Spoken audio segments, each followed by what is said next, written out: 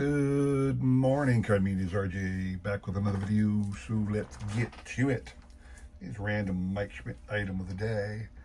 1983 Permagraphics credit card, the gold all-star card version.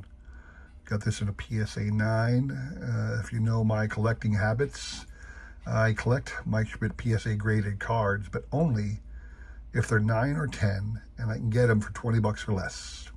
Why? I think only 9 or 10s really hold their value, and I don't care to have every Mike Schmidt credit card or Mike Schmidt card in a collection. I mean, I have a lot of them loose. That I do. I try to acquire, but graded cards, I don't go out of my way to get them.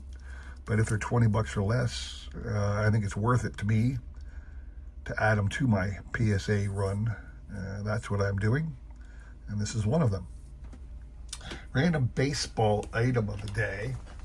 Thought this, I was looking through stuff to show off, and I came across this book, and I thought I'd show you something inside of it. So this is a book by a man named Jason Stark. Jason Stark is a columnist, sports writer, been doing it for many, many years. He's actually in the writers wing of the Baseball Hall of Fame these days. He's from the Philly area. And he has written several books about sport. This one, one of his monikers is the Stark Truth. The most overrated or underrated players in baseball history. And he's done this for everybody on every team. And I thought I'd show off my Phillies. If you're interested in in wanting to know what your team is, let me know, and I'll send it to you. But overrated, he has Chuck Klein, Hall of Famer. I've heard that from many people. Many people believe Chuck Klein is overrated. He never should have been elected in the Hall of Fame. Von Hayes, they say. I don't know who is overrating Von Hayes. Maybe people here in Philadelphia have an undue love for him, but I don't know anybody who's overrating Von Hayes. Similarly, Lance Parrish. I haven't got a frickin' clue who's overrating Lance Parrish. Just saying. Underrated, Dick Allen. Very true. Still to this day, even though he just got in the Hall of Fame, still very much underrated. Steve Carlton, one of the best left-handed pitchers of all time, and is nowhere near the top of anybody's thought process in that regard. Randy Johnson, much more revered than lefty. Sandy Koufax, much more legendary. Lefty Grove. Steve Carlton gets no love from anybody. Robert Roberts is the same way. Right-handed pitcher, the only pitcher in the 50s with 20 or more wins 6 years in a row. Robert Roberts is another Hall of Fame pitcher, but because he pitched from the Phillies, and the Phillies sucked so many years, Robert Roberts is a forgotten Hall of Fame pitcher practically. So that's what is in this book about the Phillies. Every other team is represented, and it's a fantastic book by Jason Stark. My random baseball item of the day. Today's trivia question. It's been about a week now since Kyle Schwarber hit 4 home runs in a game. One of the things I noticed as I was doing some research on Kyle Schwarber, where was he in his career home runs, what was he getting to? When I did a search of his career, what I saw was his batting average. His batting average is a really paltry 230 something. He's really not a very good overall hitter. But he's on pace to hit 500 home runs in his career, which made me wonder. And this is the trivia question for you. Of the members currently in the 500 home run club, who has the lowest batting average and who has the highest career batting average? So, 2-part question. Of the members of the 500 home run club, who has the highest career batting average and who has the lowest career batting average? That's your question. What you're playing for? 3 awesome Hall of Fame cards, of course. Jim Thome, Upper Deck card. This is from 2007. Here he is with the White Sox. All right, Jim Thome. Shoebox card, Topps Shoebox Collection, 2003, a reproduction of Willie McCovey's rookie card, 2003 Topps Shoebox Collection, and a Hall of Fame Conlon Collection card of Johnny Mize, first baseman Johnny Mize, who passed away in 1993.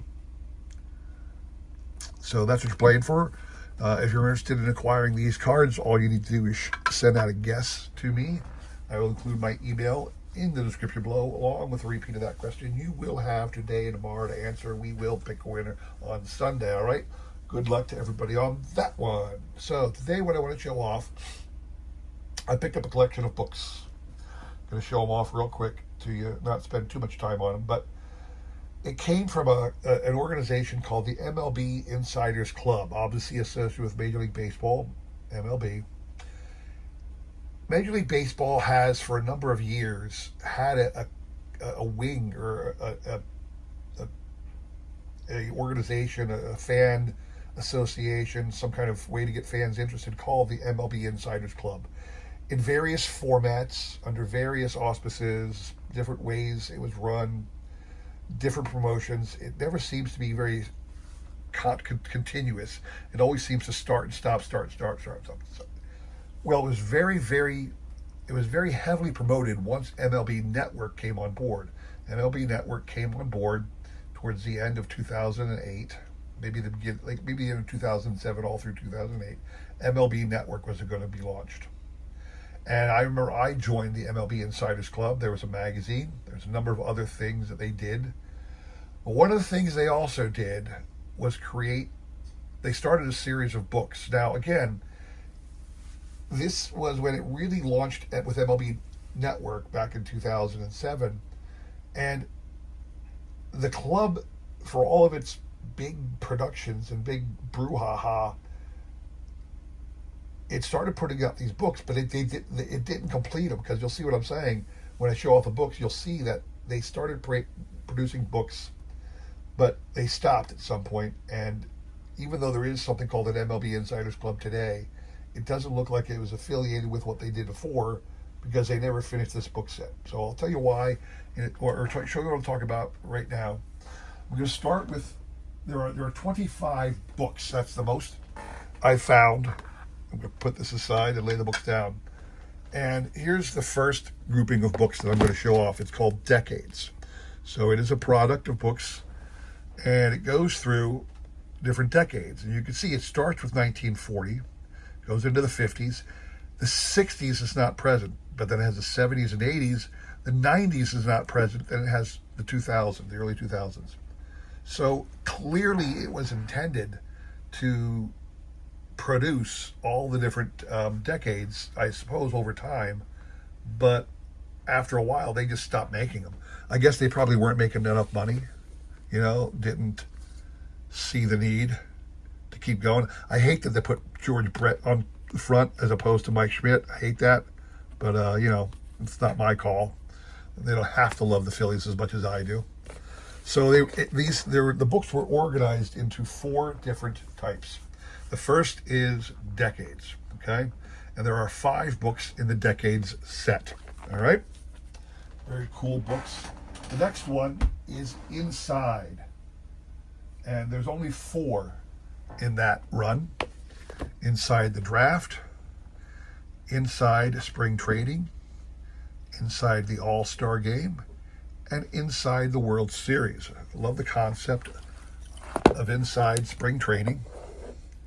You're going to get great photography on these books. Look here, Billy Crystal hanging out at spring training. Great picture of the Yankees during spring training. Some of the crazy exercises they did back in the past. I remember spring training. I was just watching a video not too long ago. Spring training. The Tigers were featured because, just like you saw that shot of Billy Crystal, Tom Selleck actually batted in a spring training game with the Tigers one year. There you go, Phillies guy. Rex Hudler, briefly with the Phillies. Anyway, Tom Selleck came up to bat in an actual spring training game against the Reds one year. He ended up striking out, but he took some hacks and fouled off several pitches before striking out. But that was more, probably because of his movie, Mr. Baseball. That's more than likely why he got that opportunity. So, inside spring training. So the inside collection, that's 4. Then there's just books dedicated to something. Let me show you what I'm talking about. The Clubs, The Hall, Immortals, Batter's Eye, I love, Underdogs, and Baseball Destinations. So, Baseball Destinations, obviously this is Camden Yards. I want to go to like let's see, here you go. So they divide it by area of the country. Interesting that they only do it in America versus worldwide, I think this is just the towns. That's kind of lame. That's really lame. It's just the towns. I figured they'd really talk more about attractions, that had nothing to do with towns. That's kind of lame. There's Citizens Bank Park. I really wish they would have done it for like interesting things to see rather than towns, just the cities. Batter's Eye. A photographic view, that's kind of cool. So this really is, great pictures. Check that out. Babe Ruth pretending to roll over some guy. They staged that picture nicely. Love that one. Cool sky view there. Laying down a bunt. Couple pitchers in action. Obstructed views. Really cool thing right there.